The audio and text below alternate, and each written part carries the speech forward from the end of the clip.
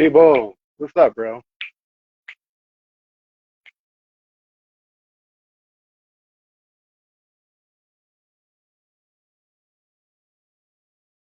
Station, bro. Can you hear me all right?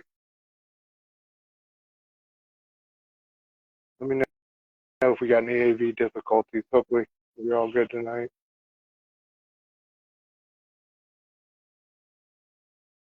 Brother Joe, what's up?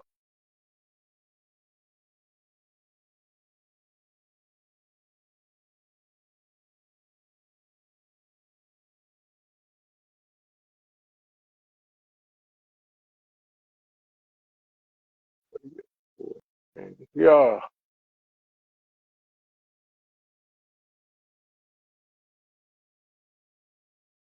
Brother Joe, how are you, sir?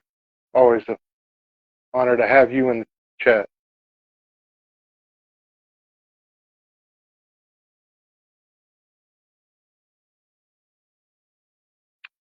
Just give me a minute for Lynk to get here.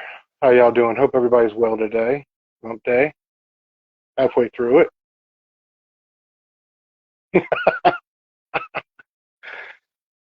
Yeah. Definitely felt that way after last week, brother. There he is.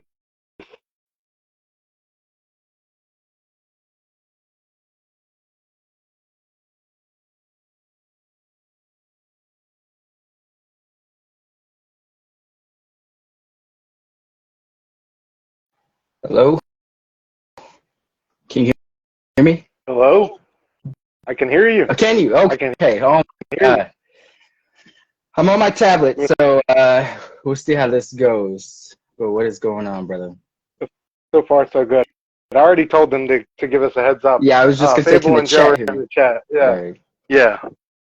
So I told them to give us a heads up if something goes awry. What is going on? Got the coffee. Not much, man. Got the coffee, of course. Oh yeah, Old Faithful. Yeah. What's your schedule like, man? When are you usually going to bed? That varies. I'd say on average, like I'm usually like a late nighter, like 3 a.m. is usually where. Oh hell no.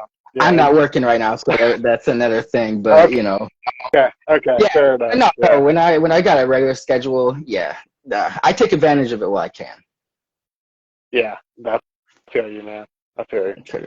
Yeah, I'm up at usually by 6 a.m. most days. So like I was on my boys' show on Monday night, and that started at 11 o'clock Eastern time, dude, and I was Pushing drained. it. Was, yeah, I mean, I'm just not built like that anymore. I don't know. I used to be a night out like you. I used to be like 2, 3 o'clock, but these days, man, I got to be in bed by like. I mean, most nights, like I push it for this night, but I'm usually in bed by 9 most nights. Yeah, that's no joke. Smart man. That's smart. How was your week though, man? Everything good? Yeah. It's kind of. I mean, I was gonna say it flew by, but it's not like anything eventful happened. But it's just been, it's the end of the week already. Tomorrow's Friday. I'm like, oh shit. I feel like it was just Monday. Yeah, fact. The summer has flown by, I feel like, already. Oh I my think, like, gosh. The kids have like 3 weeks left before school. It's kind of crazy. Like it's feels really like they just by. got out. Yeah. Oh my man, I feel like we just had July 4th, and now it's like the last week of July, or is it right last week? Last week, or is it next week? Yeah. No, we're in the last week of July. Yeah. No joke, bro. Yeah. Your boy's turning 41 mid-August. I share a birthday with my youngest son. No way. As if these kids haven't taken enough from me. The last one had to be born on the same day as I did. You know what I mean? That's a good omen. That's a good omen. And that's your youngest? Yeah. Yeah, my youngest is like, I think I looked it up, it's like 0.001% of the population has that stigma. Really? Yeah, like it's pretty crazy. So it was cool and disheartening all at the same time. You know what I mean? Well, I can't even. No, but it's nice. Hey. It's nice in older years to be able to redirect that energy and attention on the younger men. You know what I mean? It's not, because what's the point? There's a certain point. Like, Right. Yeah, So, well, you know, our birthdays are just another day, you know, so at least you got a reason to make yeah, it always special, bro. You know, that's exactly. Exactly. But yeah, it was like, I mean, it was crazy because he was, you know, leading up to it, they actually like picked that date and we didn't really think it was going to happen. But, you know, just the way the stars aligned, it ended up like, that was the date they called for and he ended up landing on that exact, yeah, it was pretty crazy. So, yeah, I don't know. Freaky coincidence. spot on. Yeah, Yeah, that's quite spot on. Great. yeah, man, it was wild. I was gonna say my. Yeah, let me say this. Oh, go Oh ahead. no, No, you're good. well, my son, they said he was going to be born November 20th specifically. He came exactly a month early, like October 20th. So Oh, that's really? as cool as yours. Yeah, yeah. Yeah, it goes all over the place, man. I don't know. It's so hard to tell. You never know how it's going to go. No fact. Say what up to Nick in the chat, Mr. Anthropic, your dad's comics. Appreciate y'all coming through and checking us out. I hope everybody's doing well in the middle of the week this week. Lynk, I thought we'd open it up with these San Diego Comic-Con announcements from Marvel and DC. You want to go over those? We'll start with Marvel. Yeah. A lot of news out of... I know I can't remember ahead. some of them. I know. Do you want to give me like the rundown? I got the list. I got the list in front of me. I wasn't. It's 11 titles, so I wasn't expecting you to retain all that info. Some more notable than the others. Rob Liefeld is going to be a heavy player. Station E, what up? Rob Liefeld is going to be a heavy player for Marvel in the near future. 2 titles. So, did I with old Robbie Boy attached? Two titles? 2 titles, dude. Okay. So we got First up, we got Deadpool 7 Slaughters. Deadpool creator Rob Liefeld is once again set to return for a new story featuring his beloved character. He will be joined by artist Greg Capullo, which is question. Is that just the cover, or is he doing interiors too? Because I think the way they worded it, it's going to be just the covers. Okay. I think the way they worded it, it's going to be just because it doesn't say anything about interiors. I don't know. I think it's going to be just the covers. Making his grand return to Marvel Comics for the cover of an all-new one-shot Deadpool 7 Slaughter set to release on November 15th. This will follow the Merc with a Mouth over the course of a week as he kills one person a day in addition. Oh, in addition to Liefeld, the one-shot will also include segments written by many Deadpool legends, including Mark Guggenheim, Cullen Bunn, Gail Simone, Cody Ziegler, and Justina Ireland. With a full week of grisly murder, 7 Slaughters is sure to be one of Deadpool's most violent comics yet. So that's the first one, man. Now, so that was Capullo's. You said Capullo? Yeah, doing the Capullo's doing the feet. Yeah. I hate it. Oh, let's enjoy that one. That was a good one, Mr. Anthropic. That was a good one. Yeah, I don't know. That's wild. So I guess Capullo's on a special cover, but I don't know. I can't get the type of information I want, but I don't know if Liefeld will be doing interiors. That seems like it's a one-shot written by a bunch of different people, so I feel like they'll probably pass the art around. I can't imagine put it past Rob doing the whole thing. Maybe like a short story with Rob writing and Capullo on the art, something like, okay. Or something, or I think it could be like one of those, black and white type volumes where he's got like a little 3 or 4 page story or something like that. But, right. Hold on, let me find. There's something else he got announced on. Okay, yeah. In addition to his new Deadpool one-shot, Marvel legend Rob Liefeld is set to return for 2 new ongoing series, both announced at San Diego Comic-Con. So I guess it's 3 things he's involved in. Liefeld will helm Time to Kill and First Contact, 2 new series which will both debut in 2024. Marvel didn't reveal any details regarding the plot of either series, but did release concept art for both. Judging by the promos, Time to Kill will feature Liefeld's already iconic new character Major X for a brand new adventure, right? Which is cool enough. Meanwhile, First Contact will star Cable alongside the original X-Men team, each of whom sports their first suit. Whatever these 2 stories may be about, any fan of Liefeld should be excited for the creator's next big project in the Marvel universe. So yeah, kind of like a second half Renaissance with the Whatnot thing he's got going on. I don't know if you're privy to that, but he's got a Whatnot deal going on? He's on Whatnot. Yeah, he's on Whatnot wheeling and dealing apparently. I know that. More power to him. But yeah, I don't know enough about Major X.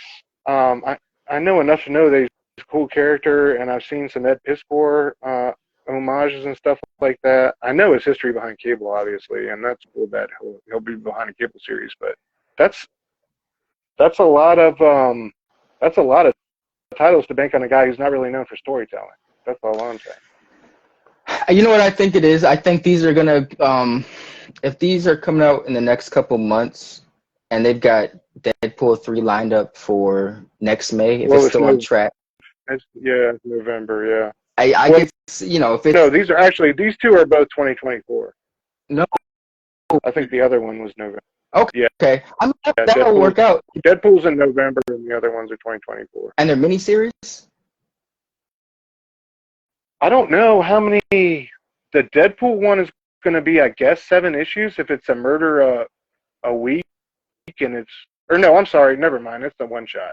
Okay. So it's 7 murders, but it's all in a one shot. That's November 15th. We don't have a date for Time to Kill and First Contact, the Major X and Cable stories. That's in 2024.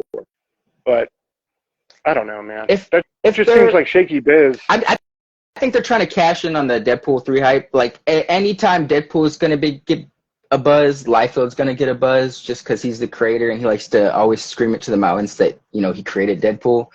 So I think they're trying to cash in on that people are going to be like, oh, Liefeld's back at Marvel? He created Deadpool. Deadpool 3's got a movie coming out. It's like a trickle effect, I feel. It's not necessarily, like you said, it's shaky business because it's not guaranteed to bring readers in, but just that what if factor I think they're going for. Like, they hear of Liefeld's name, they see he's got something on the stands, they know he created Deadpool when Deadpool 3 comes out. Just, those small connections I think they're going for. But me personally, probably, I haven't checked out anything of Liefeld's done since, what was it, Heroes Reborn Returns, or was it Onslaught Returns? It was some bullshit that Jeff Loeb and Liefeld did back in, like, 2006. I don't even think they finished it. But that's Heroes Reborn. Yeah, that's the last project I messed with Liefeld. I give him his props for what he did back in the day, but has not done anything that's ever caught my interest in the last couple of years. Like, I didn't check out the Major X stuff, I followed it, I listened to what other people doing, but yeah, I think he had his time. Yeah, I don't know. I think you got to, he's great for the culture in certain ways, but I think you got to take Rob with a grain of salt. Yeah. Like, he's just the ultimate, like, Willie Loman, I feel like. He's like a slick oil salesman. I mean, really. Dude could sell anything. But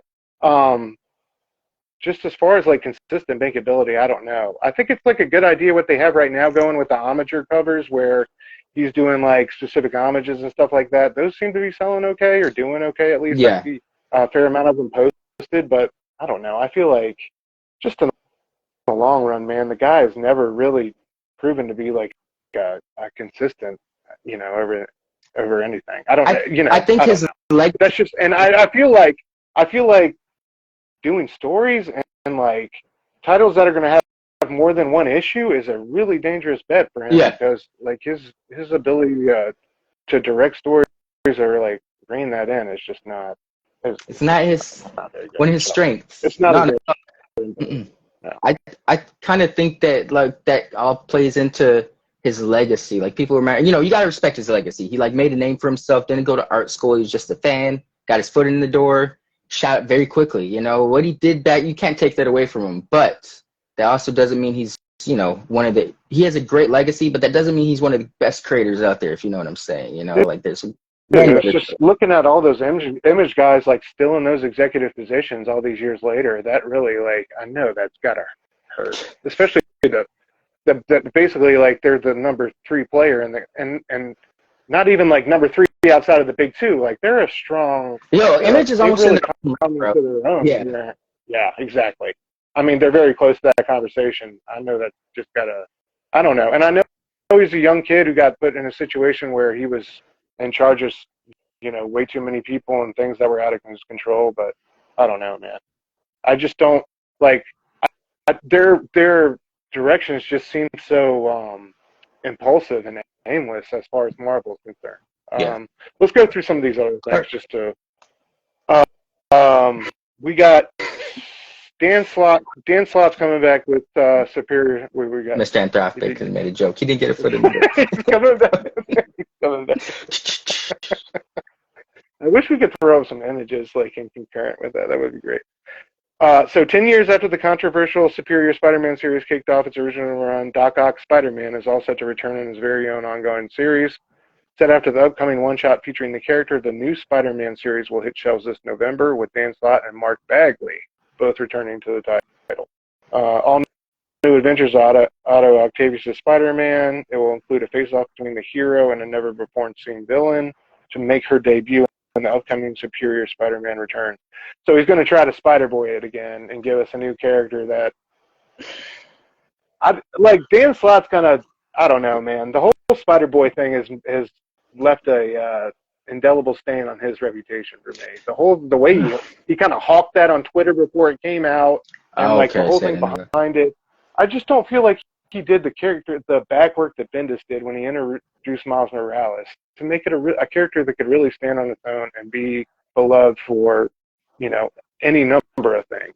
Spider-Boy is just, I feel like a shot in the dark, and what is relatable about that character? I don't. It's nowhere near like the same way approach to Miles to Miles. So like the calculated. Yeah. I feel like the different cultures, the different backgrounds that it appealed to, the freshness of it. I don't know. Just the Spider-Boy thing just kind of feels like, hey, let's see if this will stick.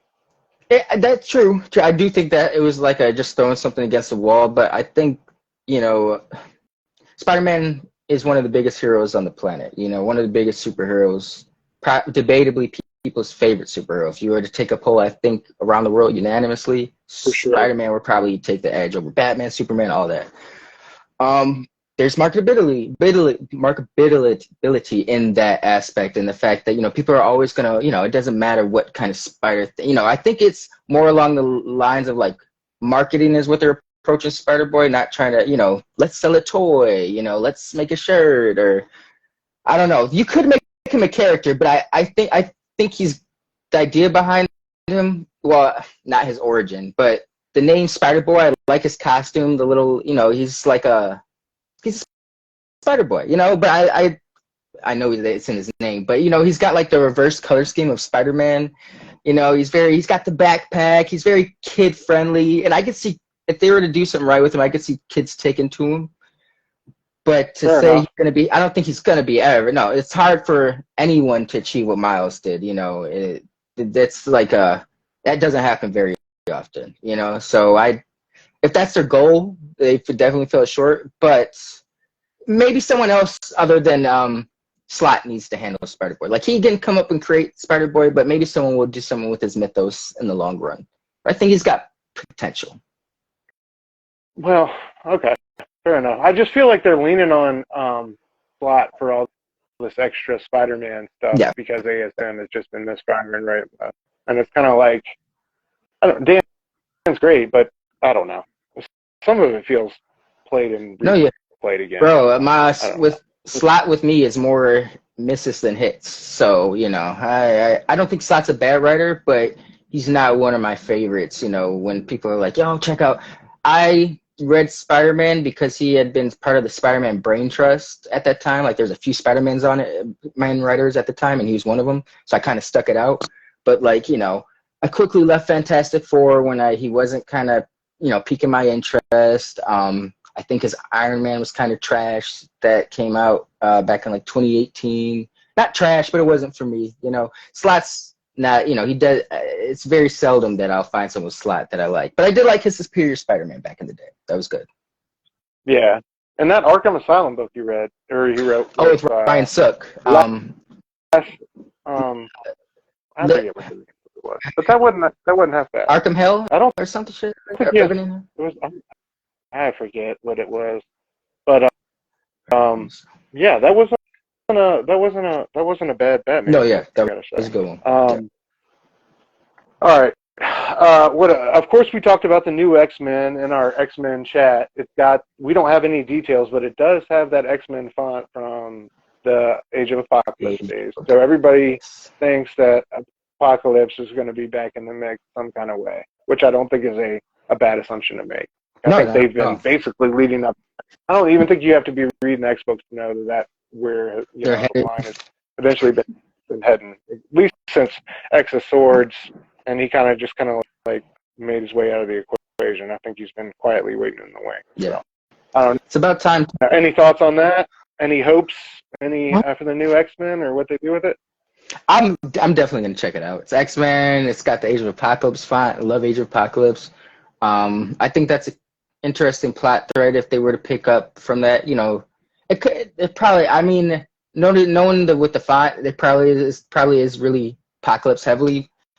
But just that font alone, I'm hooked. Even if it doesn't turn out to be Apocalypse that the series has to do with, I'll probably still check it out. So, yeah, I'm curious. Yeah, I don't know. The Fall of X has some interesting things going on. Doom has his own team of X-Men, which got announced. That's going to be. Oh.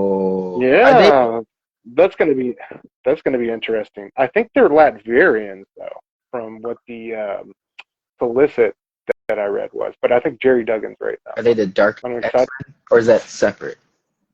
Something like that. Doom's taken it upon himself to form his own X-Men team, and was the basic. I don't have the solicit in front of me, but that was the basic gist of it. Sorry, I didn't mean to tease you. No. And then not have information, but yeah, and the Doom chat we were talking about that. I'm excited to see him come back and make some noise, especially on the Marvel X-Men front, front and center. But yeah, they already got a cover with him looking down upon all his dominion. So yeah, I can't wait to see what that does. And you said Dugan's writing it?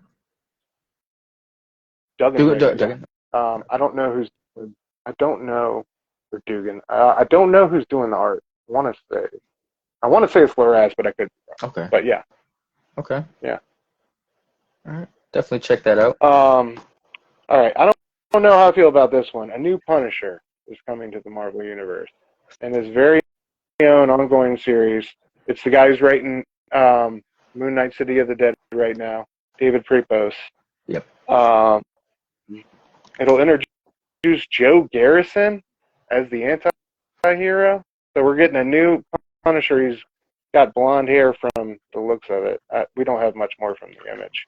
After Frank Castle's mysterious disappearance, Joe Garrison will step into his predecessor's shoes to ensure that criminals never feel free to walk the streets. Described by Prepos as the Danny Ketch of the Punisher legacy, Joe Garrison is set to become the Marvel Universe's deadliest new hero as he strives to live up to the legacy of Frank Castle.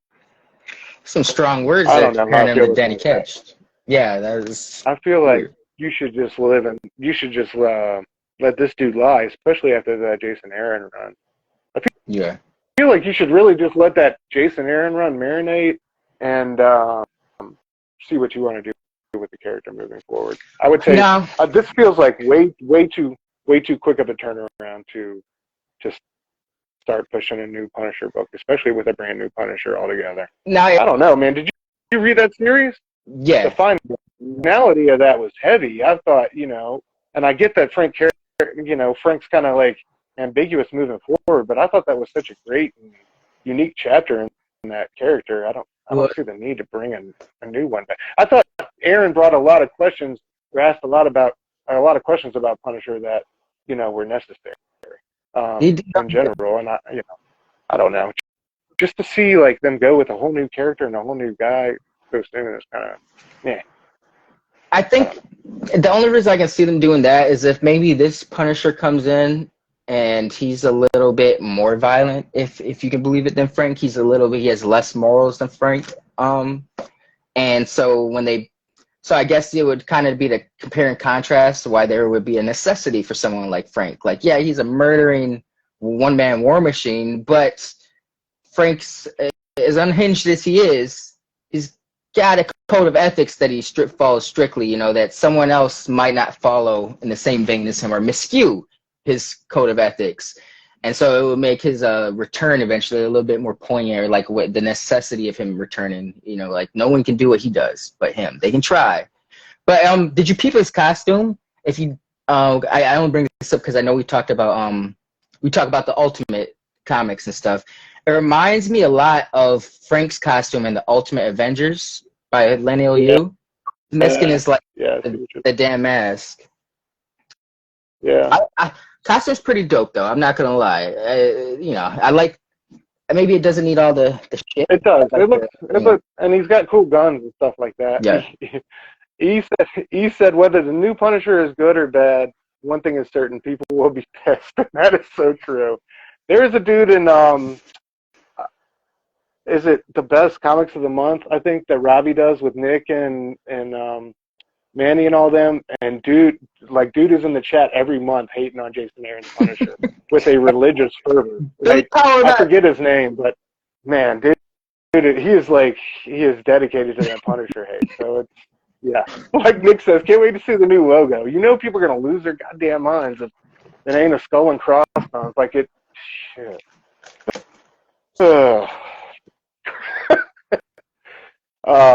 Ronan, what up, brother? Thank you for coming through. All right, let's see what else is on the Marvel stuff, bro. Howard the Duck coming back for a one shot. It'll have all the Howard the Duck folks on it. Zdarsky, Daniel Kibble-Smith, Merritt K. It's Annie Wu and Joe Quinones on art. That's coming in November. The Gang War thing is, I guess, their next big thing.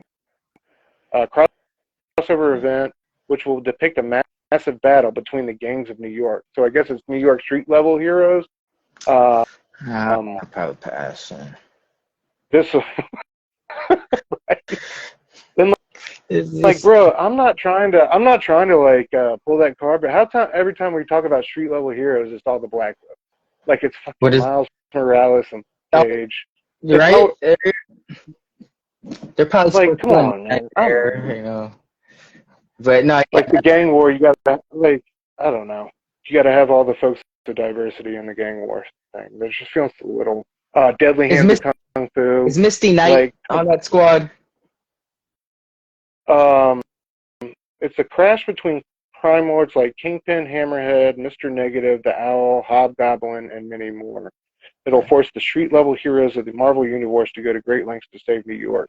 As a part of the crossover, Marvel is also publishing several spin-off titles, including Amazing Spider-Man Gang War one-shot and 3 miniseries, Luke Cage Gang War, Spider-Woman, and Deadly Hands of Kung Fu Gang War.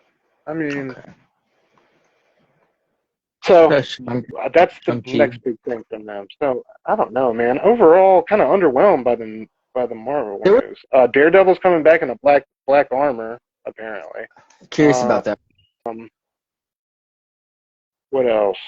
We went over there was X-Men Blue Origins. I think I'd seen. Yeah. It says something about Nightcrawler and Mystique's origins or some shit. Yeah, that's in November. Cy Spurrier and Wilton Santos will star Nightcrawler alongside his mother Mystique while exploring the true origin stories of both iconic mutants. Both Nightcrawler and Mystique have been staples of the X-Men brand for decades, with writers occasionally attempting to fully explain their origins to various degrees of success. Now, Marvel intends to finalize their origins once and for all in a one-shot that will redefine both characters forever. So it sounds like some retconning. Yeah. Yeah. Yeah. I trust Cy Spurrier with the X-Men. Yeah. We'll see. I have high hopes for Flash. He was on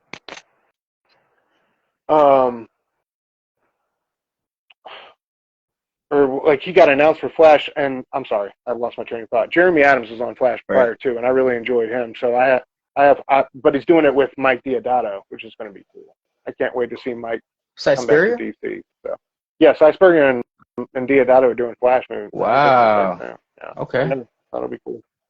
All right, let's go into DC real quick. Ram V's run on Detective Comics.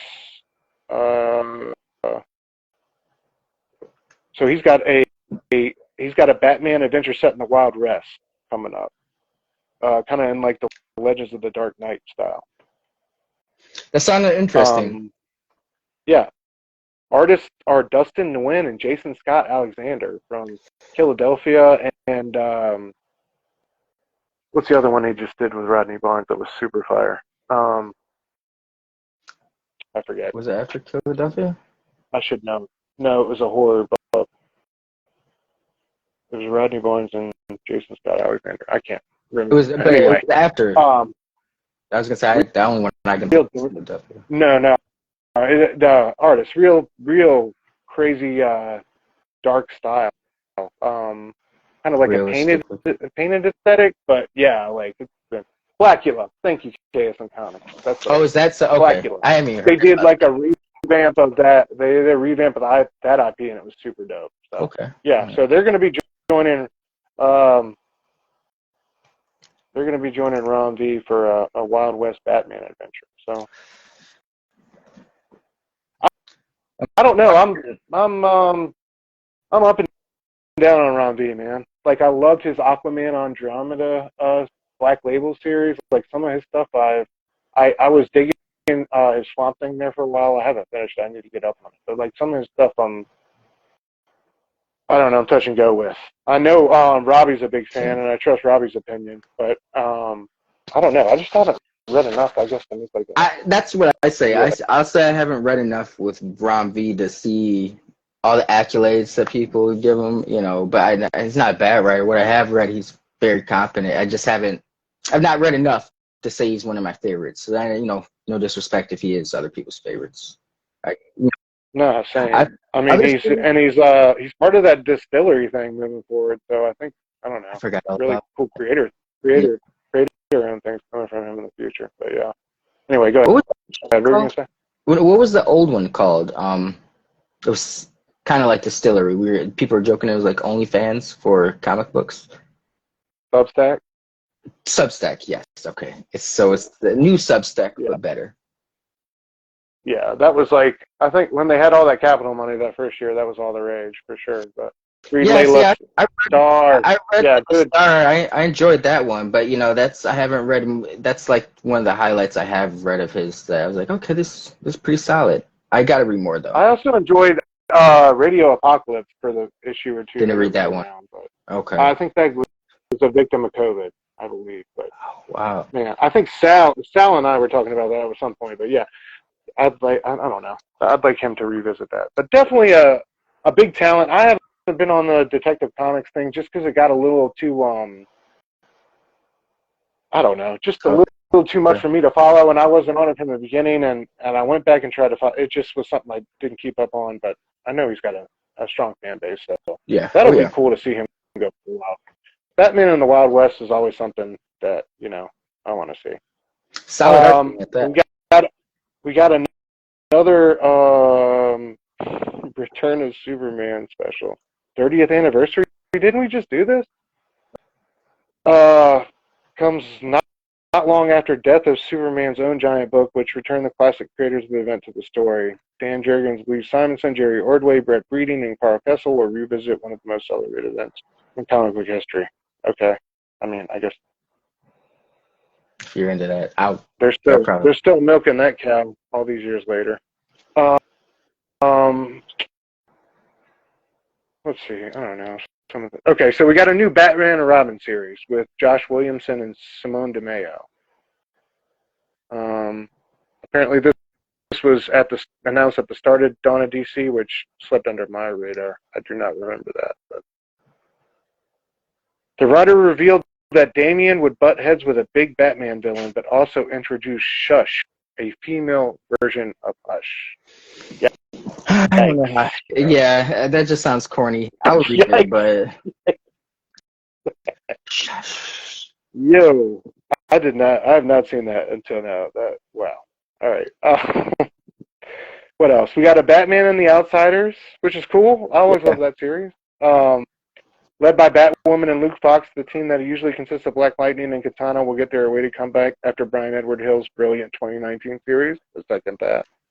The comic was announced during the Gotham City panel and will bring together the creative talents of Colin Kelly and Jackson Lansing. So the Hive Mind will be the guys who wrote Batman Beyond, the Kang series, Captain America recently, been doing some really great work. Yeah. So it's going to be a 12-issue limited series and a weird pop culture adventure. So that I'm down. Batwoman is leading the squad too. You can't go wrong with that. for sure. And this is your most anticipated for sure. Raphael, tell me if I'm butchering his name. Raphael Grandpa and Matt Lopez, Batman Gargoyle of Gotham, which is super sick. Grandpa style. You really put me on to what a fantastic artist he is. And that animated trailer they just put out for the book was super cool. Batman hiding in the alleyway. So the earliest teasers on social media got people hyped for that one. How you feeling, bro? I know you're excited. I didn't. I had. It's funny because I appreciate his work, but it wasn't until I had bought something that Mesmo Delivery. I got that back in like 2010, just because it was on sale at my comic shop, and I was like, it's a cheap graphic novel. And then years later, it was like, when Berserker was coming out with Keanu Reeves, and I was like, where have I seen this art before? And it was the damn graphic novel. So it's like I haven't been the biggest fan of his over the years, but Berserker definitely made me start to appreciate him more. I like those he's almost got that quietly thing going on, those very detailed lines. I can always appreciate very, thick, detailed lines. I was going to say DWJ. It kind of has the same thing going on, but in a more manga-ish style, I guess you would say. But yeah, I like that shit. Have you ever read his Frank Miller book? The book he illustrated for Frank Miller? I think Miller wrote it. Child? Are you talking about the? Yeah. And you know what? I skipped out on that. I keep seeing back issues of that at my LCS, and I keep meaning to pick it up, but. I've been wanting to go back and grab it. So you should probably do that. I can live vicariously through you. No, I'm gonna do that. I actually didn't know. I think because I know he did a Superman Year One or some shit with JR Frank Miller, and I think that came out before his. Yeah, that shit probably didn't. That shit is wild as hell. I always pick that up, and I never got to. So that and the Golden Child, I think I'm gonna go back and. Okay. Yeah, Superman Year One, it's got this whole chapter where Superman goes and lives with the mermaid. He leaves his Navy SEAL training and just walks into the ocean and decides he's going to live with the mermaid. It's wild, bro. It's fun. I don't know. I have it. I got the hardback on a super crazy deal from Amazon, and nice. I remember just reading it and laughing at its unseen. It's just you just gotta bathe in the ridiculousness of that book. Yeah, dude, it's great. But every Frank Miller book has its moments. You gotta find it. Oh yeah. I don't know, but yeah, I appreciate you putting me on the dude's art. It looks crazy good. I like that it's Black Label. It's gonna be dark. It's gonna be horror filled. I don't know, man. Yeah. They push it to the limit. Apparently, I didn't see all the creators on the variants, but apparently it's got an A-list team. I don't know. It just seems and it's good to see them really behind a book like that, to the point where they're making animated trailers. All right. So I guess the biggest announcement DC had was Justice League versus Godzilla versus Kong, and there's versus all over the place. So it's not versus Godzilla and Kong, it's versus Godzilla versus Kong. So. Let me give you the announcement. Jim Lee announced this one. The series will pair Brian Buccellato, I have no idea who that is, and Christian Doucet as they tell the story of a battle royale between DC's flagship team, King Kong and the Mighty Godzilla. So we don't get much. The series will last for 7 issues and is slated for release in October. So, that could be cool. That could be... Some kids screaming outside. Sorry, I keep hearing. No, you're good. It could be good. It could be okay. I don't. Yeah. The crossovers for me, I generally don't some crossovers. I like the recent Batman vs. Spawn was good. I thought the Batman Predator one with Dave Gibbons and Q-Bear. I had that. I don't know. Some crossovers I can dig, dude. If it kind of embraces the campiness or TMNT Power Rangers. Yeah. I've heard good things about the TMNT apparently seem to have their ducks in a row when it comes to the crowd. I've heard a lot of good things about the Usagi Jimbo one that's out right now. Nick has said a bunch of good things about that. Yeah, so I don't know. But yeah, I don't know. This one could be cool. Godzilla's cool, Kong's cool. I like the last Yeah, couple of movies for the most part. because of the Kind of. concept, bro. I like Skull Island No, a lot. But. Skull Island was the best out of since the 2014 Godzilla. Out of all the three Godzillas, well, I guess the third one was like a Kong sequel. But yes, out of all those four movies, Kong Skull Island is easily the best. And I love I agree. Sam Jackson's Captain Ahab in that. Like he was gonna hunt that motherfucker whether there was a death in him or not. Regardless, that was like low key great Sam role. Like just great. Yeah. But with something like this, man, I usually kind of will like let the creative team. Well, you can't judge a book by its cover, but it's like sometimes more than often I'll kind of judge the strength of this by the creative team they put behind it because it's such a wild concept. If they put some like A-list talent behind it, I know this to expect some big edgy things. But at the same time, like because this is a more I was gonna say I know I've read something Brian Bellicato's written. I can't pronounce his last name. I probably have a few books of his. I know Kristen Duce was doing like Flash at some point or fill-in arcs on the Flash early on for like I think it was Williamson's run. But you know, I've not read or seen anything of them either than that stand out to me. That's like, oh, they're gonna knock it out. But at the same time, they could produce something that's really cool. That's So I'll wait for word of mouth. But like you said, it could be cool. It could go either way. Yeah. Brother Joe says Godzilla. He'd be my favorite giant-sized monster. Dude, Godzilla is so cool. Such a cool concept. Like, the byproduct of nuclear testing gone awry. Like, and just like the the fact that that's like part of his biology. I thought that was so cool. Such an innovative thing. They need to have a Godzilla. I need to watch some of those like Japanese originals. I keep seeing those pop up on the YouTube. Like I forget what the titles of them, but one just came out not too long ago. I don't know, like those authentic Japanese ones. I need to get on that. But he's such a cool monster. Yeah. OG. Yeah, aren't these called like the Shin Joe Godzillas? I don't know. I believe so.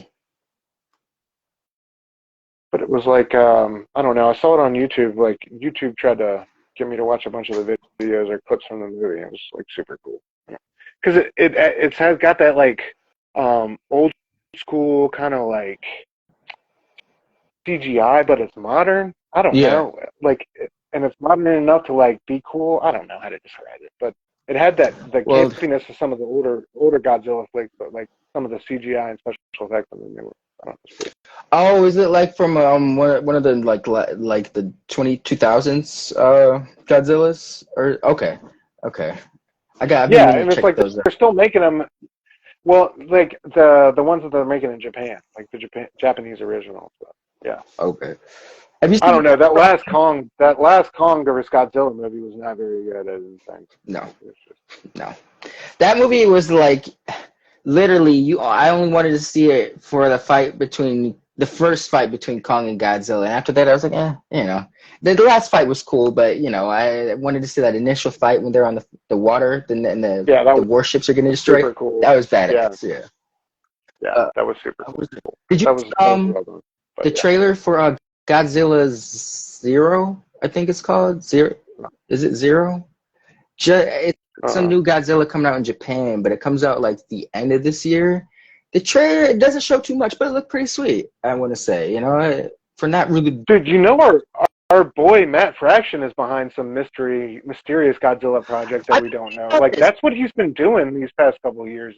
He's been He mentioned it in that Marvel by the Month podcast I sent you Bendis? a month or two ago. Yeah, He was on with Bendis on Marvel by the Month discussing. But yeah, he's doing some super secretive like Godzilla project that we don't know about. So I don't know. I'd like to see how that pops up. Give it to us, Fraction. We're ready. I know, right? But I know he's writing it. Yeah. It's been some years. I need some. I haven't read Adventure Man. Can you hear that horn? Someone was just honking their horn. Can you guys hear it? A little bit. It's all good. I haven't read Adventure Man 2. I guess I'll track that down. My bad, Fraction. But your boy fell off for like the last year or two. But I'm getting back on. Yeah, I have a couple of issues, but I just found it found it tough to follow. It was just a lot of characters. All right, comics we read this week. What do you want to start off with? Blade, Void Rivals. I'll let you pick. Either one, it will be fine. Let's do Blade. Okay. How did you like Blade? Cool, yeah. I enjoy Blade quite a bit. And, and it's the crazy thing is like it was nothing groundbreaking or anything, but I think it was just how well done everything was that I haven't seen in a Blade comic in a minute. I don't know. I feel like Blade is a hard sell for some reason within the Marvel universe, and I feel like they might have found his. This was a very solid first issue. I was extremely surprised by how breezy it read, how stylish the art was, but fitting at the same time. Like it had some atmosphere to it.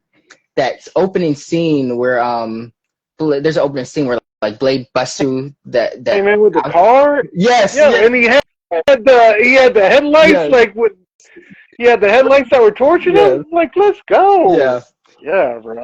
I like his little jacket, how he had it buttoned up at the top, but it was kind of like Neo-ish, where it kind of like would split apart. Like, yeah, I think they finally found a solid. I can see this being like another Punisher, like a year from now. Like, when Punisher first started out, like you heard some people talking about it, or maybe I wasn't really in the comics at the time. Maybe Punisher did start off with a bang, but I feel like this is going to start off with good word of mouth. And like a year from now, this could potentially be one of like Marvel's best titles out there. Bro, that's the vibes I got from this. Gave him the juiciest setup, I think, with the whole protect this girl who's at the center of this shift in the supernatural universe that you can't feel because you're not a full blood, but if you could, you would know what's going on. Dude, that whole thing, like, I mean, so many great stories have been built around the whole protect the child thing. Yep. I mean, we could go on and on. So just to give him that to like sink his teeth into, and yeah, like, dude, I hadn't heard him called Eric in the longest. You know what I'm saying? Like, I forgot that man's name, kind of. Like, that was cool to hear. Like, it was cool to hear him get called Eric a lot. It was the action, like you said, from jump. Like, when he came in, never was, like, really breaking a sweat. Like, I don't know. Very great. And the variant, shout out to them on the variant covers. From Frank Miller to Kari Andrews had a crazy one. John Tyler Christopher had a negative space variant. I thought they did a great job relaunching that title. And I think they gave it the best chance it could possibly have. For all their hits and misses and shots in the dark, I feel like they did. Good job to them. They nailed that one. Yeah. And it makes me, that's the type of one that makes me like, and I know, I remember last week we were looking at reviews like that had already come out of the book, and I was like, oh shit, bro, like people are loving this. Like, and I wasn't familiar with Brian Hill. Like, that's the type of stuff that, like, now I'm going to go back and find more stuff about that guy. I'm going to read that. Like, I mean, that's just a good investment, man. Yep. So I think, very well done. I knew it was good because you and Eric had mentioned this book. I was like, all right, these guys both mentioned this book, man. This is going to be pretty damn good because, you guys only recommend quality. So I had already had a seal of approval by I appreciate that. But yeah, that was, I mean, I don't know. It was, and it was also like knowing that it was a good book, going into reading it, sometimes it's just the best feeling. Yes. And then when all those things come true for you. And that was really pleasing, that once again, it wasn't anything that's going to blow your mind, but it was so well done,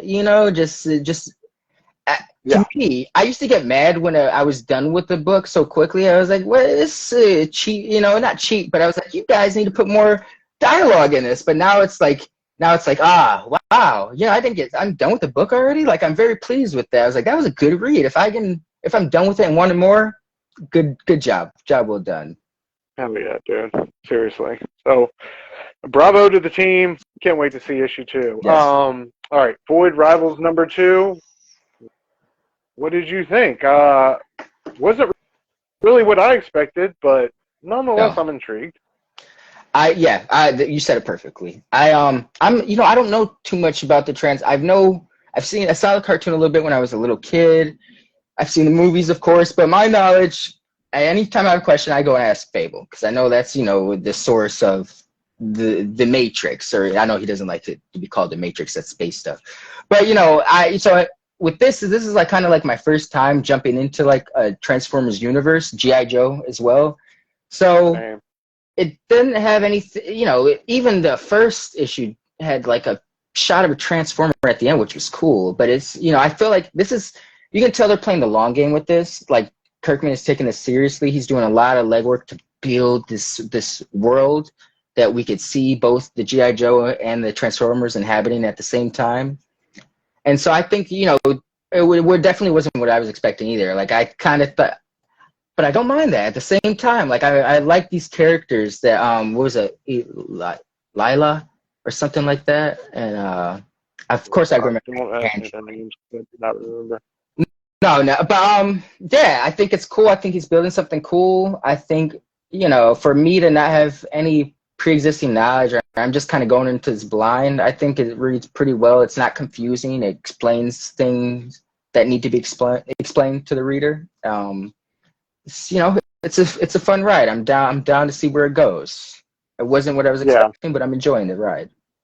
I love how he's playing on that, like, we know these two are going to hook up eventually, but, like, and we got, like, a little panel of that, like, her starting to feel him in this thing, but, like, I love how he plays on that balance, and, like, he's going to take his time bringing that out. I also like how we got, even though it, like, left me perplexed, we got a new character at the end of it, and, like, that'll go.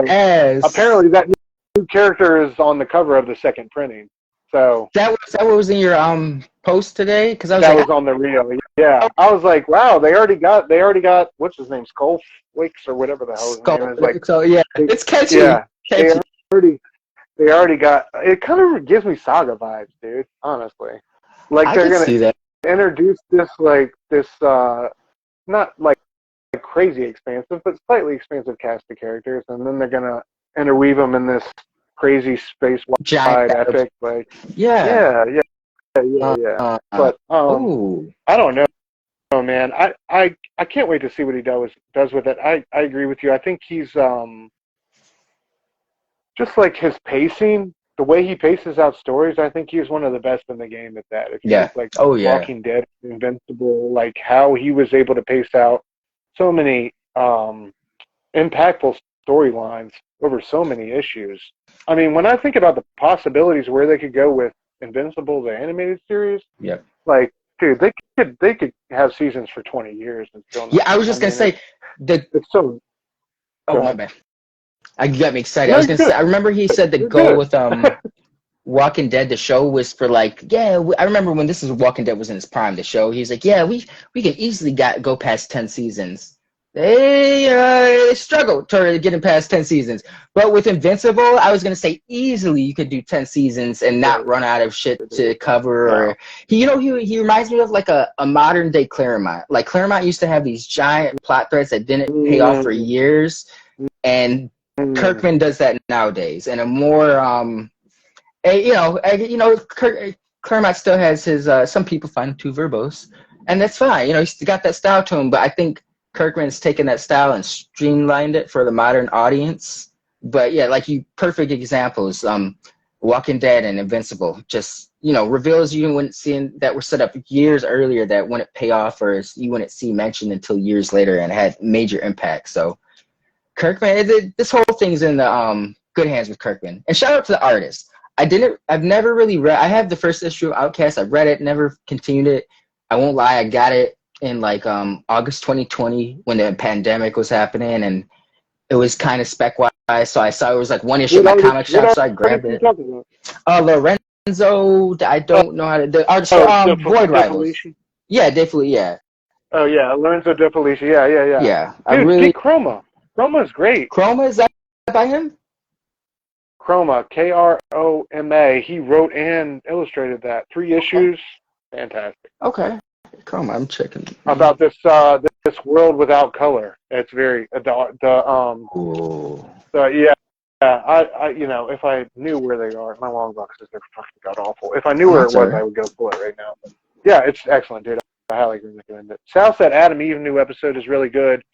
they dropped a Adam and Eve, like what, origin episode or Adam and Eve special type to keep our beaks wet until I guess November when the second season drafts. But I've heard nothing but great things about that new episode. So I'm excited to check I have to check that out. I was curious because I don't have too much Invincible. Like when I first got into Invincible, it was like 2007, and I mean, some people, for anyone who's familiar with Invincible, he was just finding out he had a stepbrother that was half alien from another. Like his dad because his dad was a piece of shit, and he was like kind of doing the ego thing from Star-Lord too. Like, I mean, see, I haven't even read that. I've read like I don't know how many 40, 50 issues, but I haven't read that deep into it. I haven't even got to that. But but that's what I'm saying. How many issues is it? Like, it's so good for so many issues, dude. It's like 100+ issues, isn't it? Did they? Yeah. For sure. Yeah, it's longer than Walking Dead, right? I remember being in like the 40s or 50s and just being like, this is just like, I mean, this is just, it's just not. No, yeah, the quality. Oh, my bad. No, I was gonna say Adam Eve. He came out. It was like my short collection of Invincible I have. It was this 2-issue miniseries of called Adam Eve, and it was kind of like her origins and showed like how she had like brothers and sisters. And I'm curious to see if the show is an adaptation of that 2-issue mini. But I didn't know it dropped. I bet that's in. Check it out because I've heard it's very comic accurate, just like the show. Okay. I heard this. Yeah. And yeah, that'd be cool to check out. I can't wait. Is Otley is he helping with the animation on that? Like in some type of way? I feel like I wouldn't be surprised. Yeah, I wouldn't be surprised if he's like a visual supervisor or something like that to kind of keep like a cohesion or like not supervisor, but like what they used to have Bendis come in for like the Marvel movies and give opinions on stuff like something like that. Like no, it seems like he sits on the table for that, but yeah. Yeah. All right. What else? What did I read? I know you didn't get to this one. Vicious Circle, guys. Vicious Circle number 2 by Lee Bermejo and Mattson Tomlinson. Mattson Tomlinson also wrote The Riddler here somewhere. Batman. Mattson Tomlinson also wrote Batman the Imposter, which is a great book, and he's writing the second Batman movie with Matt Reeves. He's his writing partner as well. So great writer. Bermejo's at the top of his game right now on this comic. It's about 2 time-traveling assassins who basically are intertwined in the time stream, trying to kill each other. Eventually, at the end of this issue, they figure out they're going to work together. But each time the time stream changes or they go into another place in time, the aesthetic kind of changes. I'm going to try to show you some of Bermejo's. Oh, shit. Oh, wow. Like Bermejo's we got the classic Bermejo. Like, dude, just look at the realism. Yeah. It's just so. Wow. He came up under Jim Lee at Wildstorm Studios. I didn't know until the other day. But then he switches it up to stuff like this. Oh, wow. And then that's gorgeous shit. And then just classic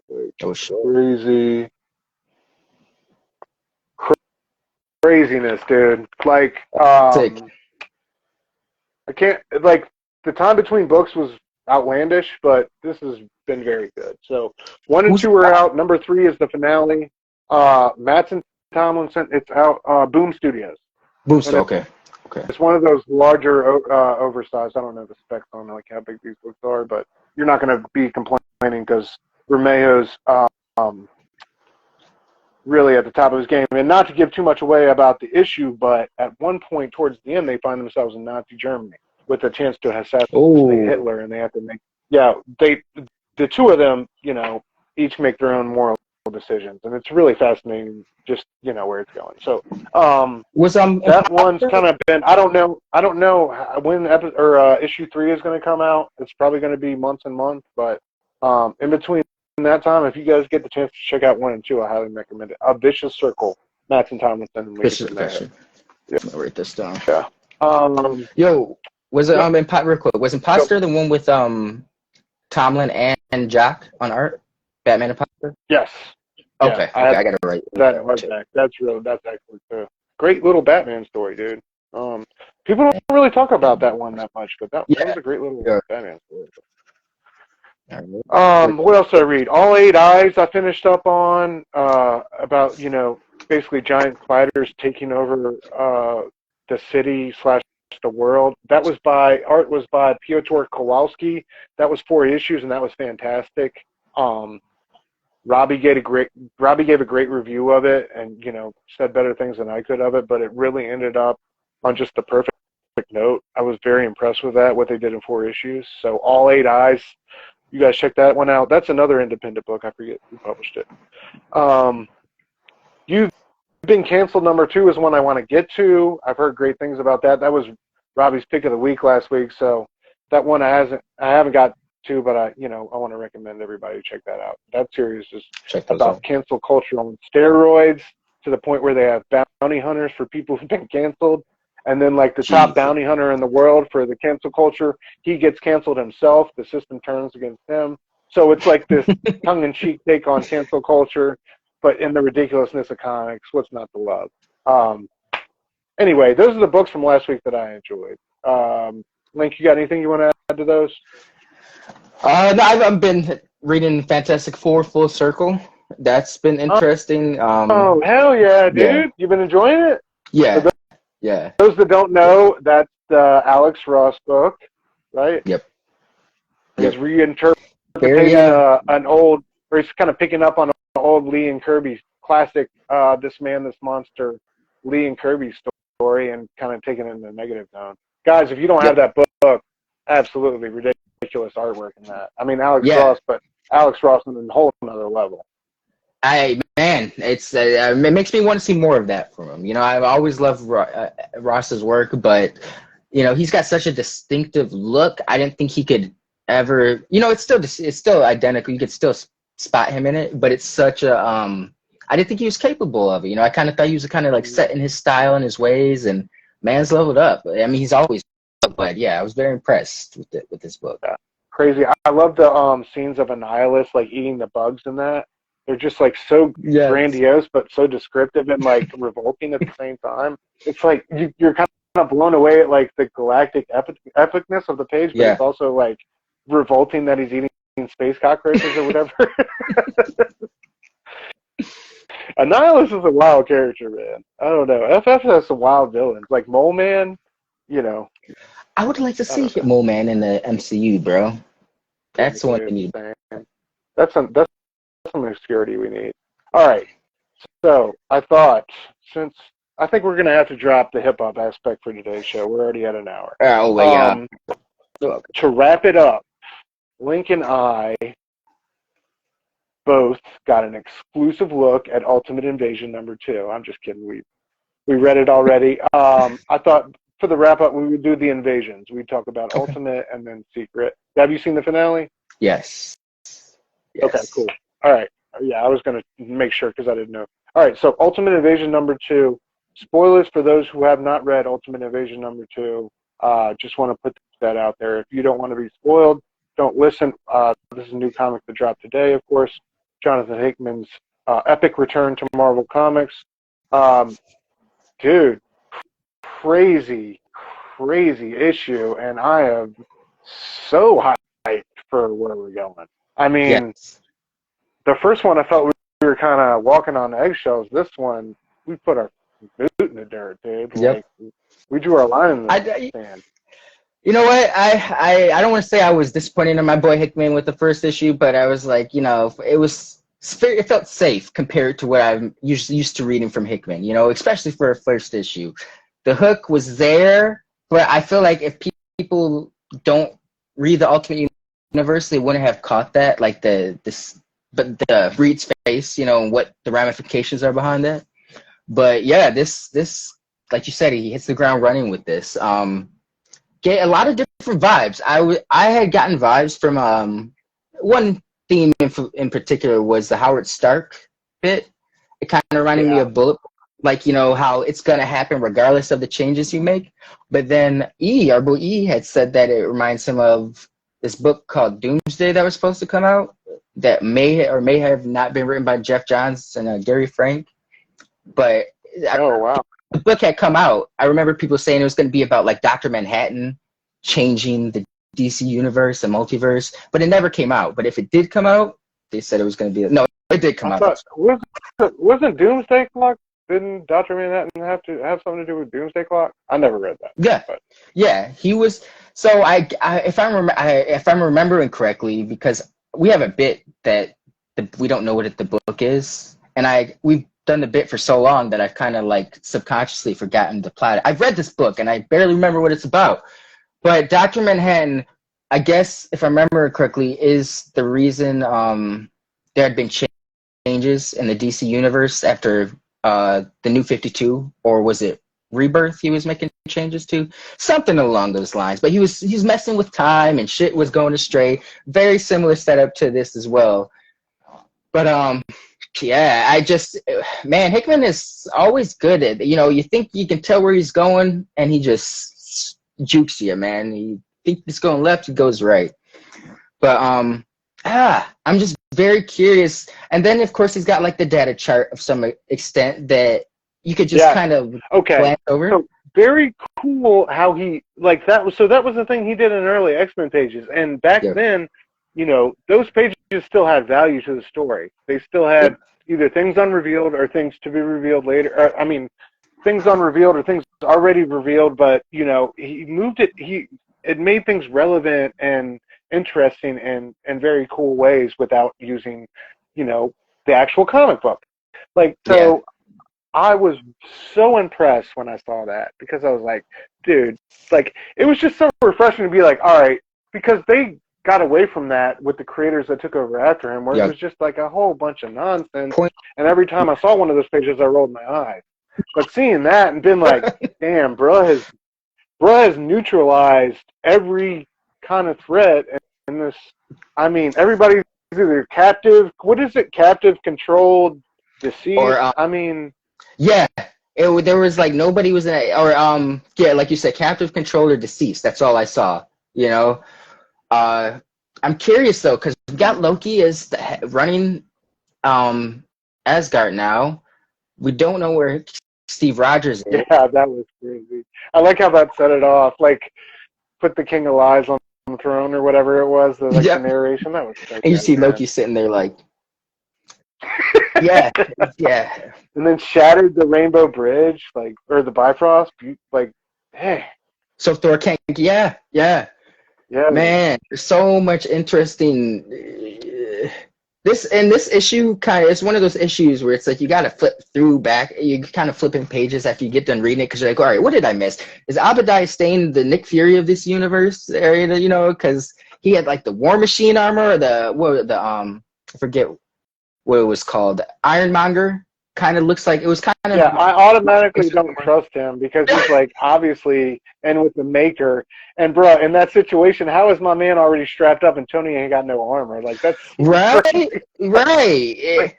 You told him to home, right, bro? But you came aimed, and Yeah, he straight up told him, he's like, you shouldn't have listened to my advice. Like, holy, man. I don't know. That was crazy.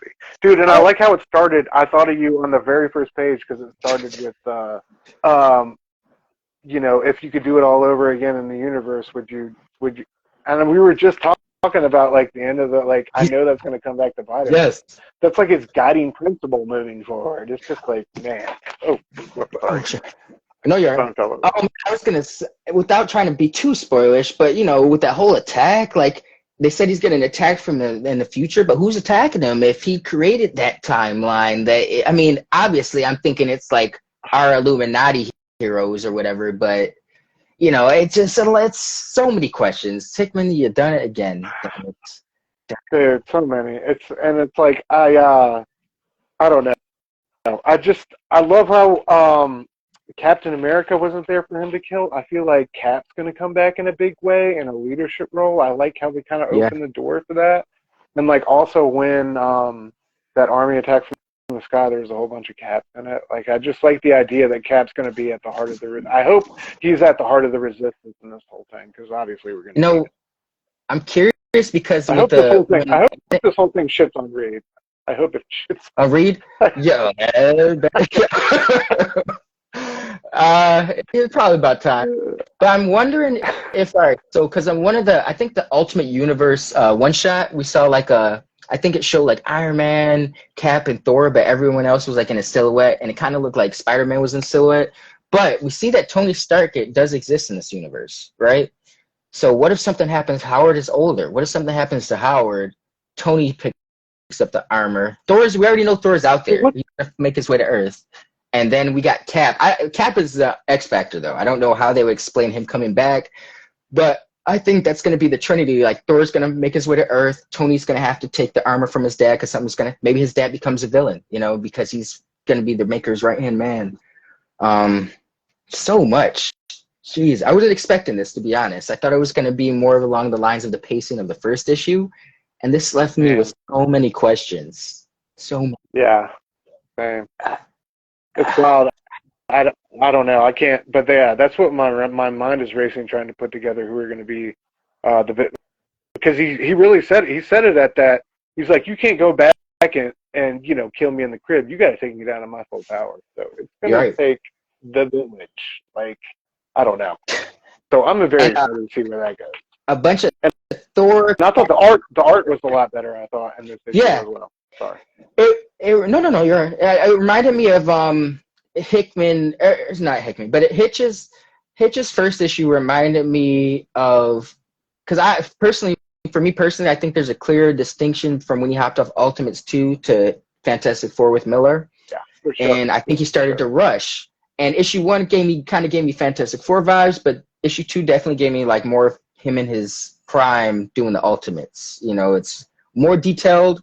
The poses. So I feel like with Hitch, sometimes when he's rushed, his poses are very not dynamic. They're very like just flappy and stiff. I feel like that was faces get a little floppy too, I think. But I thought very tight, man. Great issue. Yeah. Great Ultimate Invasion #2. Highly recommend. 5 stars. Before we get to Secret Invasion, any books this week that you are on your radar? I got a couple I can talk about if not. No. Black Panther? Incredible Hulk #2 is going to be out. Philip Kennedy Johnson and Nick Klein. Nick Klein has been killing the horror art on that book. Highly recommend. Is it next week? That's this week. That's out today. Yeah. What? Yeah. I gotta read that. Dude, we got a Man-Thing fight coming in issue 4. Hulk and Man-Thing. Yeah, dude. Ooh. I feel like Klein's gonna tear that shit up, man. That's a good. And Philip Kennedy Johnson, like that, I love that guy as a writer and as a human being. He seems like such a cool guy. So, he said issue 3, the next issue is going to be a full-on Hulk out. So, I don't know, dude. And you've got like the green door is closed or something, and all these monsters and horrific creatures are all coming up and gunning for the Hulk, and we're setting like the southern swamps, and I don't know, man. It's just got all the ingredients for a banger. I can't wait to see where it goes. Yeah, and then Avengers #3, Jed McKay. Got to check that out. It's been a great storyline so far. Excited. I think we're going to get our threat and see what they're all about in this issue. But yeah, very excited for that. And then Mark Waid has a oh man, I'm sure I have the info on that. A new Superman book out on Black Label, which looks interesting. I don't have the, but I'm curious to check that out just because Mark's been doing such a great job back at DC, and I think he's way more comfortable at DC than. Kind of want to support that. Yeah, man, and I hope like the industry does right by that guy. I don't know. I just felt like he's written so many crucial storylines in the past 30, 40 years, and he's just a walking encyclopedia of knowledge. The guy's, obviously a lover of the silver and golden age. That just comes through in his writing. I don't know. I just I love his talents. I love that he's come back and, you know, put so much strong stuff out for DC, and I want to keep supporting that. Anyway, I think there's probably some more books I'm missing, but those are two of the big ones for next week. All right, close it out. Secret Invasion finale. It had its moments. Kind of was. It was a solid series. I'll say that. I was not super impressed. I think I want to go back and watch it as a whole, but I think it was cool that with the Super Skrull aspect and how they worked in the MCU. I think that was cool. I appreciated that last battle. I think it's got the best CGI we've seen in a MCU show so far.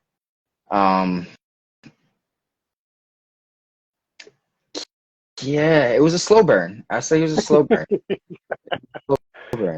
I feel like you're being too nice, man. That was like lukewarm garbage, dude. Of a finale that had like some very mediocre plot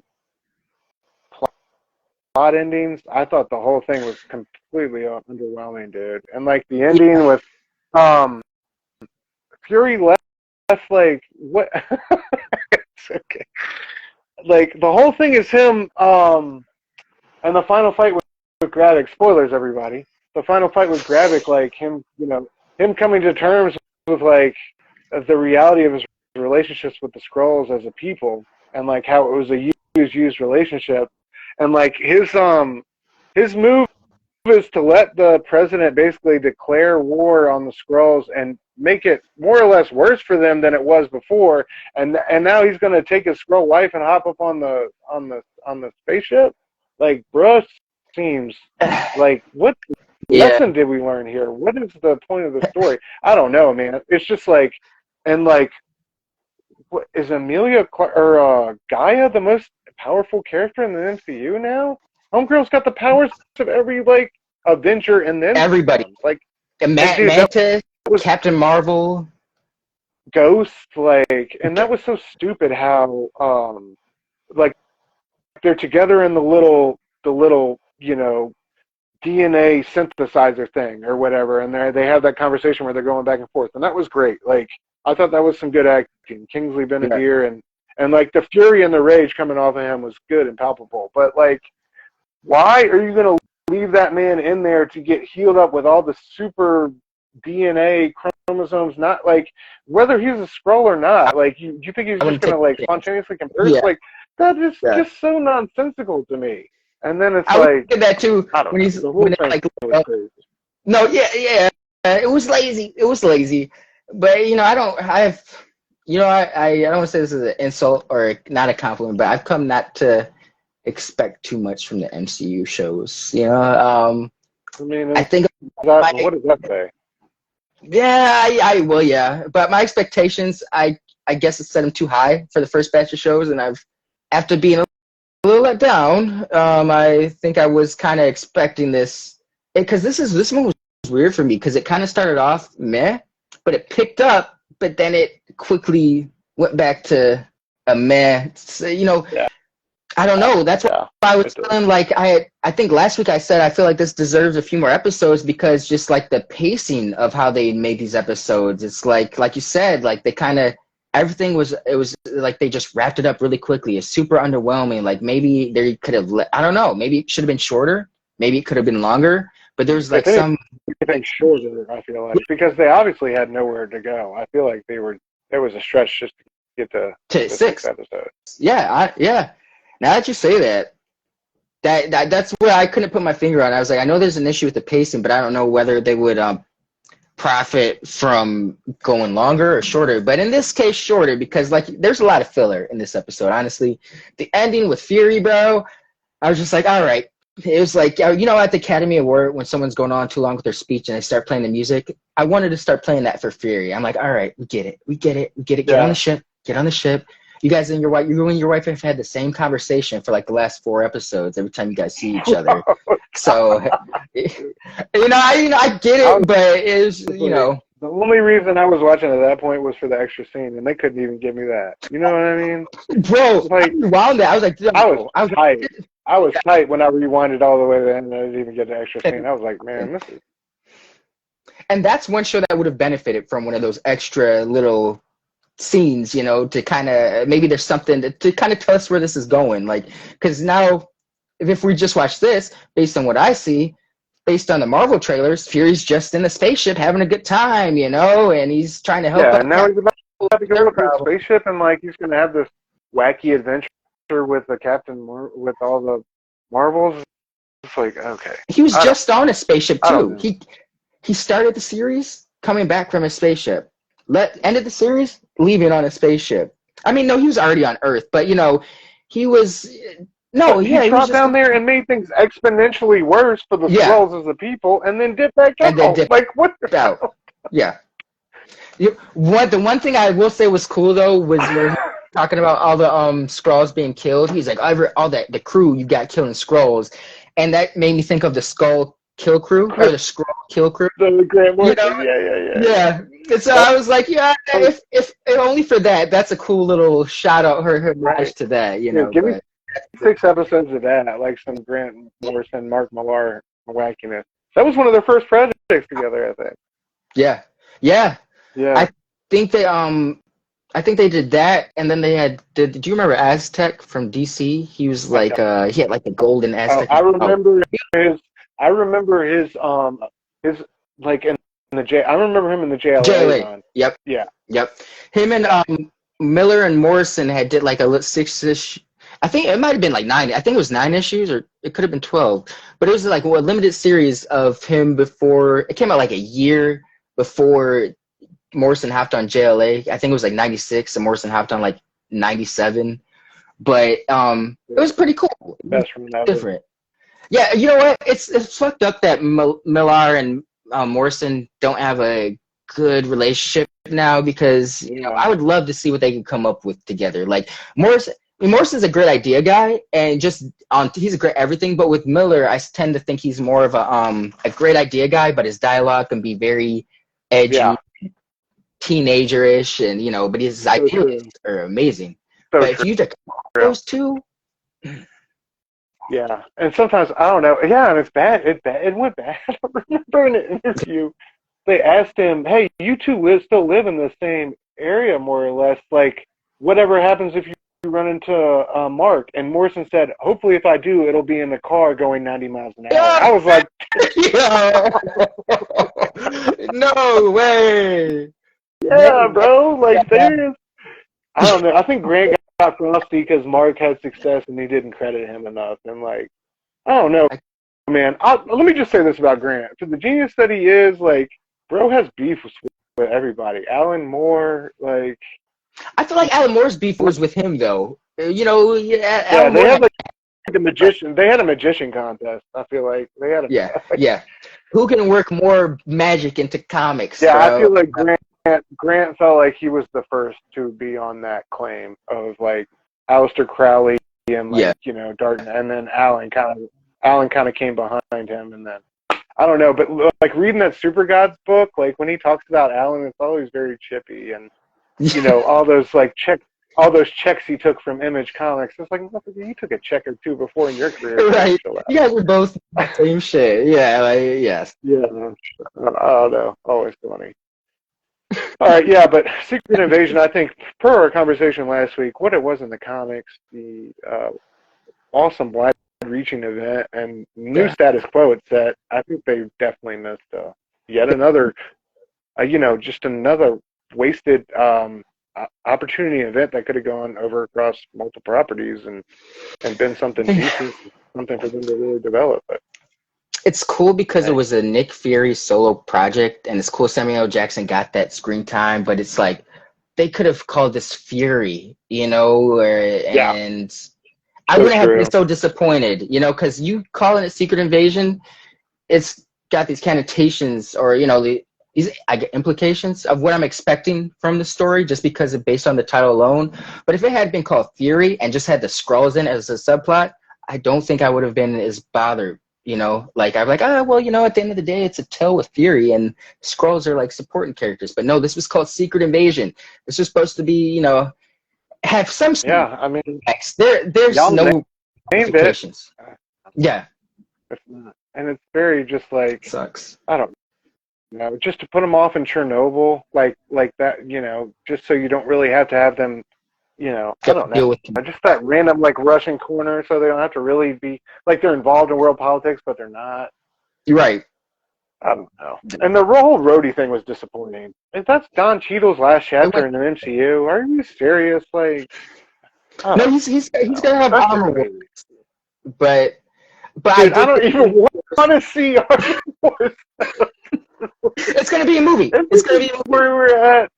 If this is where we're at with an event like Secret Invasion, fam, like Armor Wars is gonna be like My Little Pony or something. I don't even know. But this could be course correction because initially Armor Wars was supposed to be a show, but they turned it into a movie, and that's been my biggest gripe with the MCU shows is that's a movie scripts that they retool for shows, and maybe they realize the error. They're finally realizing the error of their ways, and they're like, you know what? This was designed to be a movie. Let's make this a movie. Let's stop being cheap and trying to turn it into a show. But yeah, I don't know. Very concerned with the MCU moving forward, man. I don't have a whole lot of faith in the guys, but I mean that's what it is. Yeah. All right. I think we're gonna go ahead and call it a night, being that it's 10:30. Unfortunately, we can't get to our hip hop segment, and I don't want to do Good Kid, Mad City, and Injustice by just giving it like 15 minutes or something. So we'll save that for the next round. Talk about the living legend Kendrick Lamar. I want to send a shout out to everybody who's joined us. Brother Joe, Red Saturn Comics. Thank you guys for sticking with us to the end. Everybody else who showed up in the chat, appreciate y'all for coming through. Lynk, my brother, always a pleasure chatting with you, man. You got anything you want to say to people before we get out of here? Nope. I just love being here. It's always one of the highlights, man. I look forward to this. Word. I just want to say it's the last week in July. Cartoonist Kayfabe is doing the Christmas in July comics thing. If y'all have local lending libraries in your neighborhood, please go take your extra copies, your doubles, a run that you think some random kid that might enjoy. Go throw that in your local lending library, man. You never know when you're going to put a new fan on. Reach a kid who's looking for a comic. One thing I like to do is take number 2 or number 3 from a 4 or 5, 6 issue run and throw it in there so they're kind of stuck in the middle and they have to go do the homework and figure it out. I think that's always a great way to Cruel Mad Nick's talking about he's gonna put from full 6 issue runs in there. I don't have cash like that, bro. They got to get what they get from me. But at the same time, Christmas in July, man. If y'all have comics you can donate to your local lending libraries, your local libraries, whoever it be, please go spread that love and joy of this beautiful art form. What's that? Yes, sir. I think that's it for both of us. Thank y'all for coming through. Another beautiful Wednesday night. We'll see y'all next week on Supreme Clientele. Peace.